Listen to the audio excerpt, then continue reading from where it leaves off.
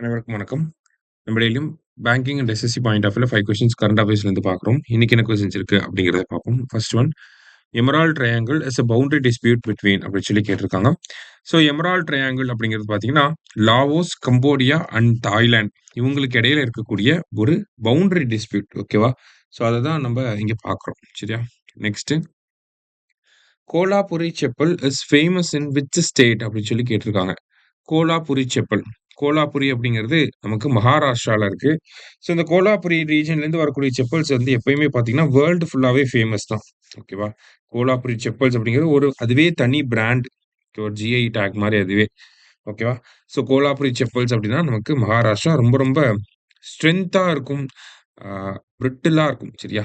அடுத்தது, researchers has sequenced a whole genome of person belonging to ancient civilization.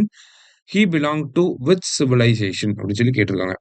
So நமக்கு John Moore's யுனிவர்சிட்டியை சேர்ந்த researchers வந்து என்ன பண்ணியிருக்காங்க அப்படின்னா, ஒரு பெர்சனோட டிஎன்ஏ, ஒரு ஏன்ஷியன்ட் பெர்சனோட டிஎன்ஏவை எடுத்து அதுல இருக்கக்கூடிய ஜீனோம கம்ப்ளீட்டா சீக்வென்ஸ் பண்ணியிருக்காங்க. சரியா?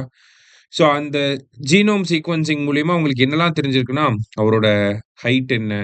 அவரோட ஏஜ் என்ன? எவ்வளோ அ அ ஐ மீன் அவரோட ஸ்கின் டோன் வந்து எப்படி இருந்துச்சு? அவரு எந்த ரீஜியன சேர்ந்தவராக இருப்பாரு? அவரோட ஜெனடிக் மேக்கப் வச்சு அவர் இந்த ரீஜியன சேர்ந்தவரா தான் இருக்கணும். அப்படிங்கிறது முதற்கொண்டு கால்குலேட் பண்ணி வச்சிருக்காங்க. ஓகேவா? ஸோ அது எந்த சிவிலைசேஷன்ல இருந்து எடுத்திருக்காங்க அப்படின்னு சொல்லி பார்த்தீங்கன்னா, எஜிப்ஷியன் சிவிலைசேஷன். அங்க இருக்கக்கூடிய ஓல்டஸ்ட் ஸ்கல் ஒண்ணு கிடைச்சிருக்கும். சரிங்களா? அந்த ஸ்கல்லுல இருக்கக்கூடிய டிஎன்ஏ ரிமைன்ஸ பேஸ் பண்ணி இவங்க இத கண்டுபிடிச்சிருக்காங்க. அடுத்தது, which are the following country has awarded its highest award to prime minister of India அப்படின்னு சொல்லி கேட்டிருக்காங்க. சரியா? ஸோ இந்தியாவோட பிரைம் மினிஸ்டருக்கு அந்த எந்த நாடு அவங்களோட ஹையஸ்ட் அவார்ட் குடுத்திருக்காங்கன்னா, கானா. ஓகேவா? The officer of the order of the Ghana அப்படிங்கிற அந்த விருத வந்து குடுத்திருக்காங்க.